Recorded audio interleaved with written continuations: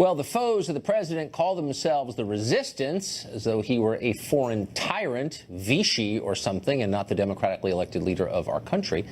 It seems silly, but it's also used to justify plenty of pretty outrageous statements and actions. When the Trump administration, for example, released a proposed federal budget, a man called Bishop Dwayne Royster claimed the budget was a form of ethnic cleansing.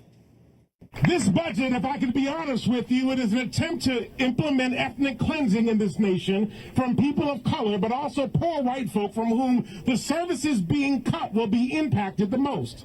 President Trump and his surrogates have used dog whistle language to speak about race in negative ways and create fear in the hearts of Americans.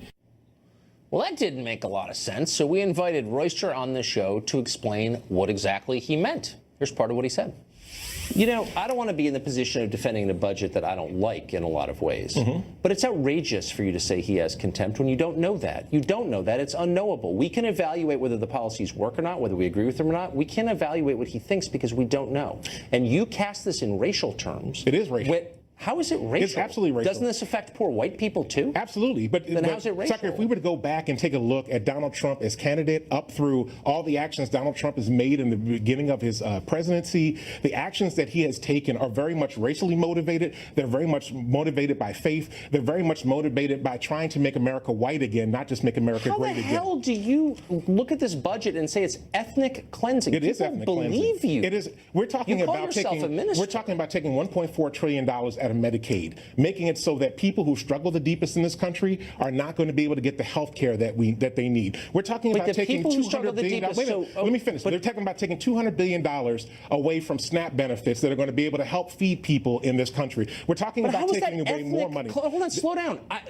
I'm asking something very specific. Why is it ethnic? Because the life expectancy for black Americans is not in decline. It is in decline for working class white Americans. So presumably it hurts them worse. But that number is still higher for white folk than it is for black folk in this country. No, the reality is that this is racial. The dog whistle language that Donald Trump and his surrogates used while they were on the campaign trail is the same language that they're using to try to get this budget passed. It's the same language that they're trying to use to be able to try to cut these programs. They're using dog whistle language that goes back to Nixon and when he was using the Southern strategy, when Ronald Reagan was using that language. This is a fact-based conversation. When we look at the programs that are being cut, they are going to cut people of color. They're going to cut poor white people, and the poor white folk out there are being sold a bill of lies. Instead of making gross generalizations about people's ethnicity and skin color and evoking the shared memories of persecution, which you are doing on purpose, say, look, here's the policy. People. This is persecuting people. Maybe he just disagrees with you. Does that make him evil? In this country will be persecuted as a result of this.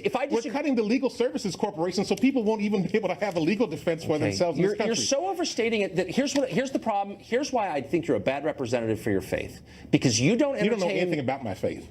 I'm saying this, that a prerequisite of decency is to assume, until proved otherwise, goodwill on the part of people who disagree. That people who are reasonable and decent can have a different view from the view I have, and they're still reasonable and decent. We just disagree. You don't seem to entertain that possibility. Actually, Tucker, I did not attack Donald Trump personally. I attacked this policy. Ethnic cleansing? And I said this particular policy is about ethnic cleansing, along with the Muslim ban, along with what he did at Standing Rock with executive orders, letting oil pipelines come through indigenous communities that the white communities in the same area didn't want coming through their areas. While we look at this budget, everything else that's going on with that. There are plenty of Indian reservations that have pipelines through them. Are they complicit in ethnic cleansing? And you ought to bring people together in your capacity as a clergyman, not divide them. Don't lift the Bible in my presence, buddy. I'm a preacher. This is what I do. No, not here. This is what I do. Matthew 25. Jesus talks very clearly about. You know what? I want to have a conversation about adult judging things. How people are going to be judged. Are you saying faith is not an adult thing? Are you sitting here criticizing faith and saying it's not an adult thing? Needless to say, you sir ought to be ashamed. All right, we got to go.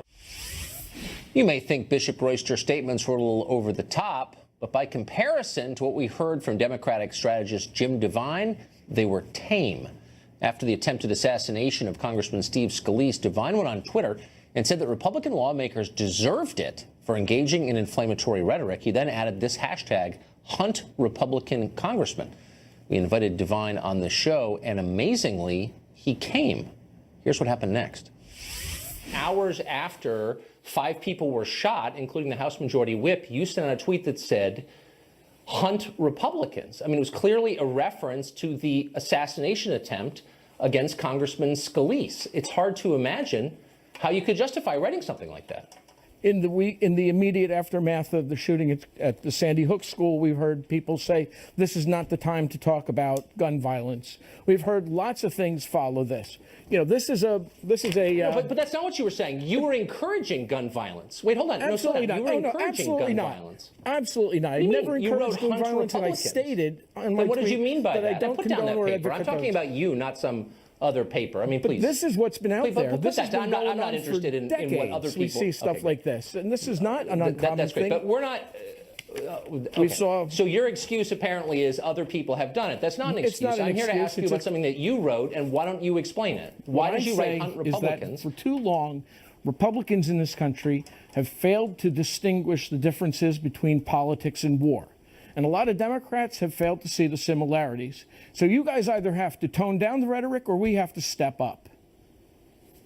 And I don't think there's anything. I don't think Hunt Republicans. There's nothing wrong with that. Sarah Palin put the crosshairs on Congress. I'm just saying Hunt Republicans instead of Democrats. First of all, Sarah Palin didn't do that. A group affiliated with her did, and it's a difference between a metaphor and actually suggesting affirmatively go hunt Republicans after Republicans have just been shot. She put up a boast about her Republican bullseyes. What point are you making? That's okay? What I'm making the point is that after year after year after year of hearing the same kind of violent rhetoric from the right, the left has every reason to come forward and stand up. What I've learned in life is that when you're confronted with bullies, you have to fight fire with fire.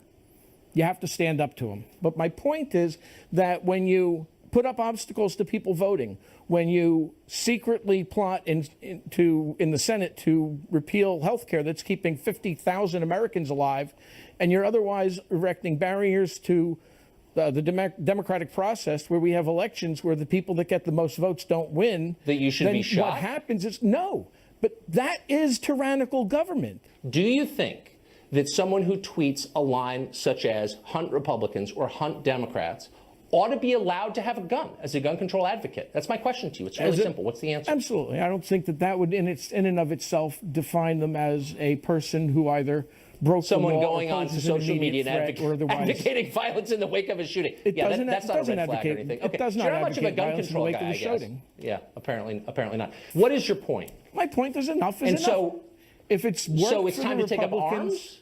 No, it is not about taking up arms. It is about coming together and fighting back. Fighting back how? Politically. Peacefully. Then what is this about hunting and cheer?